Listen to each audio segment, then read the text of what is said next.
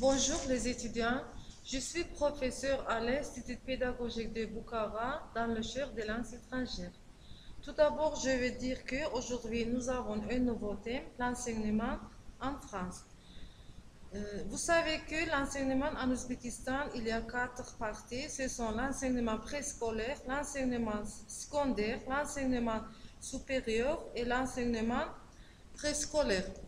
Je veux dire que l'éducation en France, comme ça, l'éducation est l'ensemble des moyens permettent le développement des facultés physiques, morales et intellectuelles d'un être humain.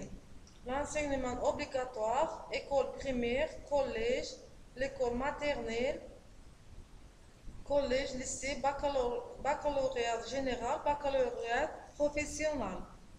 Par extension, l'éducation désigne également les moyens mis en place pour permettre ces apprentissages. Éduquer vient du latin educar, prendre soin d'eux et aussi action de faire croître, d'élever. L'école pour tous n'existe vraiment que depuis un siècle. Auparavant, seuls les plus riches pouvaient aller à l'école. Avec la Troisième République, dans les années 1890, tous les petits Français doivent aller à l'école. Les grands principes de la République font que l'école est gratuite, légale et obligatoire. Pour les petits Français, l'école commence à la maternelle et continue à l'école primaire. Les enfants apprennent à lire, à écrire et à compter. Ils ont un maître et une maîtrise que leur enseigne toutes les matières, histoire, géographie, etc. Les cancres, les mauvais élèves, sont punis avec des cols et s'ils ne travaillent pas bien, ils doivent redoubler la même classe. À partir de la sixième commence le collège, l'emploi du temps change, les élèves découvrent un autre monde. Ils ont un professeur différent pour chaque matière. Ils commencent à apprendre deux langues étrangères, le plus souvent l'anglais et l'allemand, ou l'anglais et l'espagnol. Dans certaines écoles, on peut même choisir le japonais. Les étudiants qui sont forts en mathématiques peuvent aller dans les meilleures classes. On appelle ça la sélection par les maths. L'école est obligatoire jusqu'à 16 ans, mais de plus en plus de jeunes continuent leurs études au lycée. Le lycée dure 3 mois, de la classe de seconde à la terminale. À la fin du lycée, les étudiants passent le baccalauréat, un diplôme difficile mais indispensable pour entrer à l'université. À la différence du Japon, il n'y a pas d'examen d'entrée à l'université. Il suffit d'avoir le bac. Environ 85 des étudiants français arrivent à obtenir le bac. Mais de nombreux étudiants s'arrêtent avant. Ils entrent dans les écoles techniques après la classe de troisième et apprennent une profession. Les universités françaises, contrairement à ce qui se passe aux États-Unis ou au Japon, ne coûtent presque rien et on y entre facilement. Le problème est qu'aujourd'hui, il y a trop d'étudiants et pas assez de professeurs. De l'État n'arrive pas à aider suffisamment des facs qui manquent de matériel de l'espace. À chaque rentrée universitaire, de nombreux étudiants ne peuvent entrer à la fac qu'ils ont choisie. Souvent, ils s'arrêtent avant d'obtenir la licence après 3 ans ou la maîtrise 4 ans parce que l'université est plus difficile que le lycée et elle ne garantit plus un travail à la sortie. Les entreprises préfèrent souvent les étudiants des écoles de commerce ou des grandes écoles.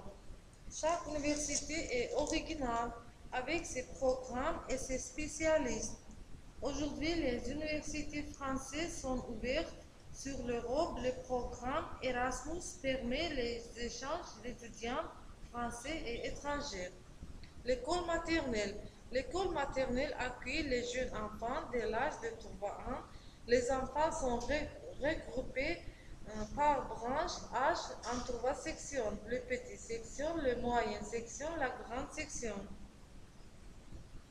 La communauté européenne a fixé une grille d'équivalence qui permet au diplôme français d'être accepté dans les autres pays européens et vice-versa.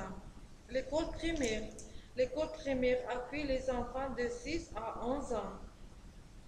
Le collège, course préparatoire, course élémentaire première année, course élémentaire deuxième année, course moyenne première année, course moyenne deuxième année.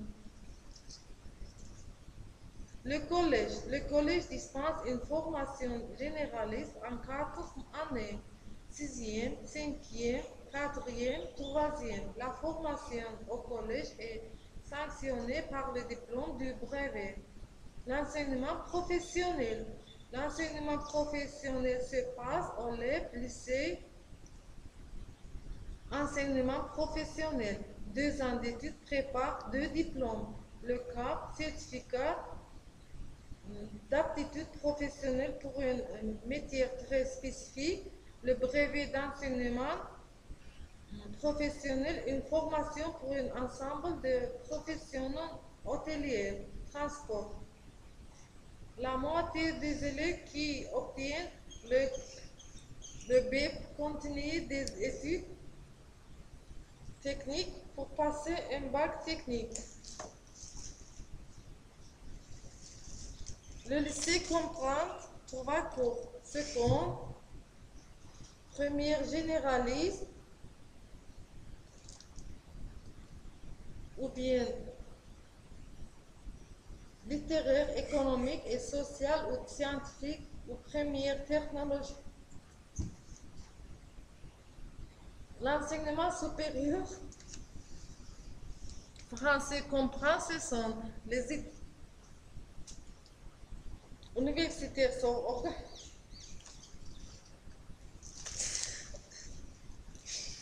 Les grandes écoles, l'École nationale d'administration.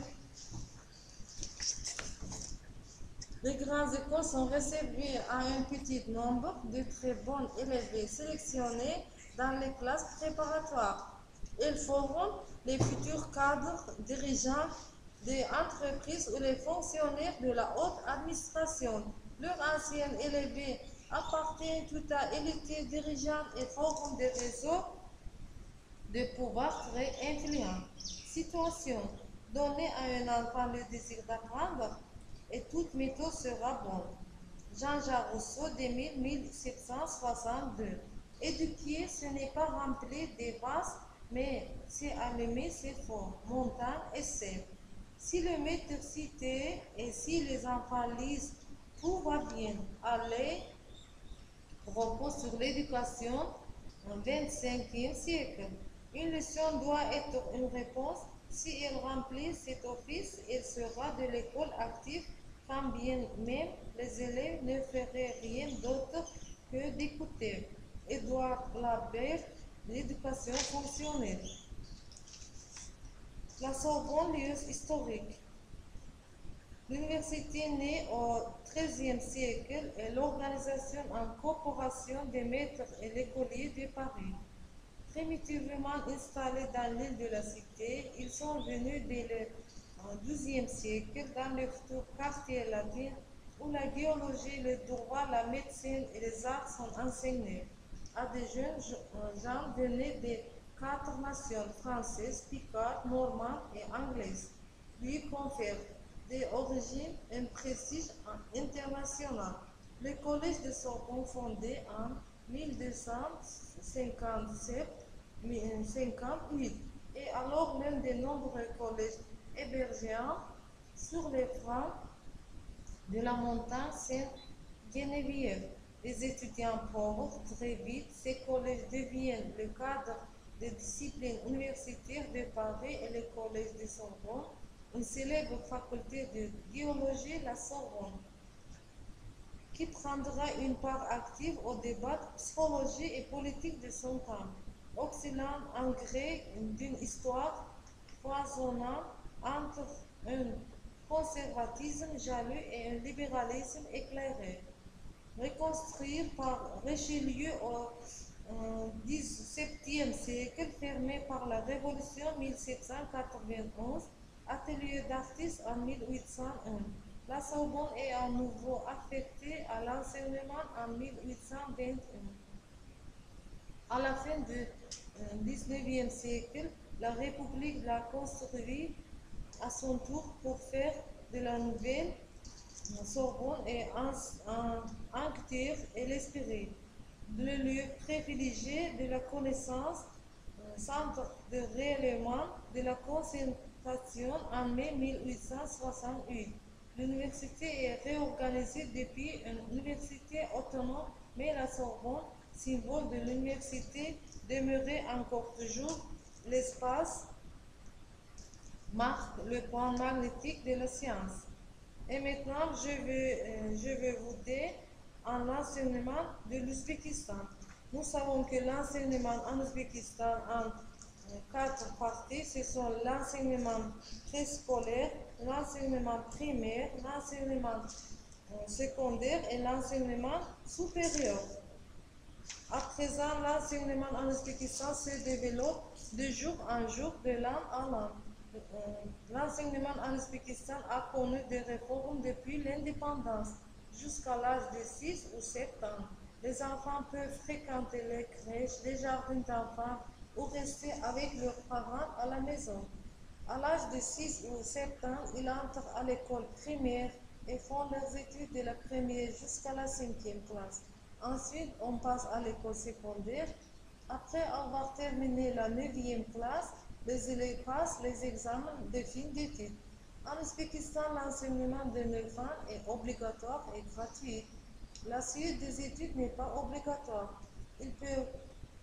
Les jeunes peuvent ne pas continuer leurs études. On peut continuer leurs études jusqu'à 10e classe. Ils peuvent entrer au lycée académique ou bien au collège. Dans ces établissements, enseignement, les études durent 3 ans. Les diplômes des lycées et des collèges donnés ont la possibilité de continuer études à l'école supérieure. Mais pour y entrer, il doit subir des tests. À Tachkent, il y a beaucoup d'établissements supérieurs, l'Université des langues du monde, l'école polytechnique, l'Institut de médecine, l'Université de l'économie nationale, l'Université de la diplomatie et de l'économie, l'Université pédagogique, l'Université nationale, la Conservatoire national de musique. L'enseignement supérieur a 2 cycles. Le premier cycle dure 4 ans et les diplômes sont appelés les bacheliers. Ceux qui veulent continuer passent les examens d'entrée pour en finir dans 2 ans, comme magister. Les étudiants qui ont bien passé les examens spatiaux ont la possibilité de continuer leurs études à l'étranger d'après les bourses offertes par les fondations Stedo, Camolo ou Mid Access. Répondez aux questions. Quelle est la, écoutez s'il vous plaît, quelle est la structure de l'enseignement en France et en Ouzbékistan? Est-ce que la scolarité est obligatoire dans ce pays? Comment est organisé le fonctionnement du lycée en France et en Ouzbékistan? Comment est organisé l'enseignement supérieur en Ouzbékistan et en France? Quel établissement d'enseignement supérieur existe à Tachkent? Quel établissement d'enseignement supérieur existe à Bukhara? Est-ce qu'il existe l'enseignement privé en Ouzbékistan ou non? Quelle faculté comprend votre université? Quel est votre avis sur l'organisation de l'enseignement supérieur en Ouzbékistan? Vous pouvez décrire, et maintenant je vous dis pour le devoir à la maison, vous pouvez décrire votre enseignement en Ouzbékistan et en France. Combien de cours par jour aviez-vous? Avez-vous quelques activités à l'école après les classes? Quelle était votre matière préférée et pourquoi vous choisissez le métier d'instituteur? Quand avez-vous commencé à faire des études? Est-ce qu'il y a vous avez choisi votre future profession? Vous préparez-vous votre future profession maintenant? Comment vous pensez-vous une formation de l'enseignement? Quelles qualités sont indispensables pour ce métier? Quels problèmes pouvez-vous rencontrer dans cet enseignement? Merci pour votre attention. Écrivez votre devoir et faites le devoir par écrire. À bientôt.